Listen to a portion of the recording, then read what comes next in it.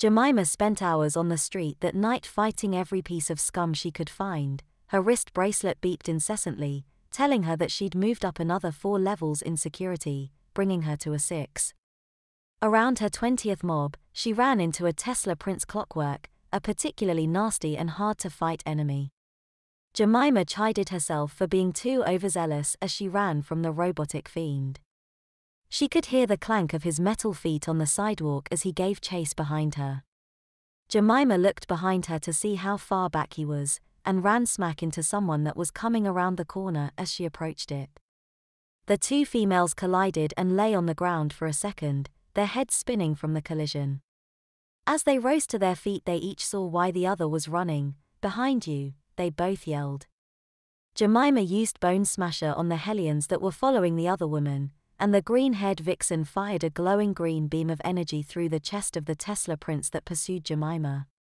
"Thanks," Jemima said with a warm smile. "No problem, thank you," the green-haired woman said. The 2 women looked each other up and down for a second, taking in one another's appearance. "Out a little late, aren't ya, cutie?" the green-haired woman asked, getting a blush from Jemima. The woman smiled at Jemima. She thought that she was the sweetest thing she'd ever seen. "My name's Harriet, Half-Life Harriet," the woman said, extending a hand. Jemima smiled. "Wonder Wet Lynn," she said with a smile and an extended hand. The 2 shook hands and continued smiling.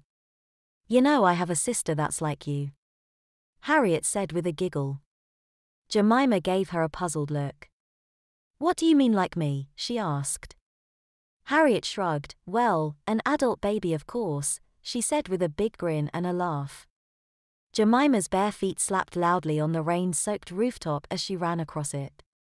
The city shone brightly after the storm it had been experiencing over the past day or so, and Jemima couldn't be happier.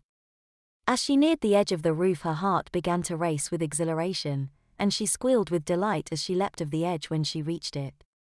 Harriet smiled widely at the cuteness that Jemima exuded.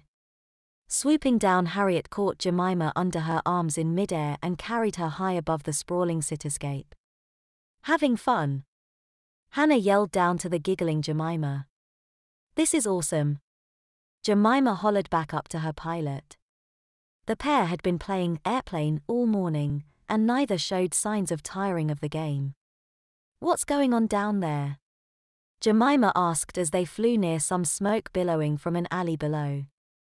"Looks like a fire," Harriet responded and dropped her altitude to get a better look. As they got closer to the alley, they saw that the smoke was coming from a pile of burning clockwork minions. They also saw that there was currently a fight going on with a hero and another handful of clockwork. "Let me go," Jemima yelled. Harriet released her grip and let Jemima drop to the ground with a loud crash as the pavement shattered beneath her. Recovering quickly from the landing, Jemima ran headlong into the fray. Electrical bolts seared the air around her as they went by, and she leapt stone feet first into the small mob, sending them, mostly in pieces, to the ground. Stomping the still-twitching clockwork, Jemima turned to check on the hero she'd aided. "Not you again," she yelled when she saw Dementia's Knight dusting himself off. "I could say the same for you, pint-size," he said as he sheathed his sword. "Thousands of heroes in the city and I have to save you," she said with a scoff. Just lucky, I guess," he said and turned to leave. "That's all I get?" "Not even a thanks for the help?" she asked bitterly. Dementia's Knight shrugged and turned around. "Never asked for it, so why should I thank you?" he asked. Jemima fumed. She charged up a fist and took a swing at him, hitting him square in the chest and sending him flying backward. As he skidded to a halt, Jemima stood mouth agape. "I hit you," she said dumbly.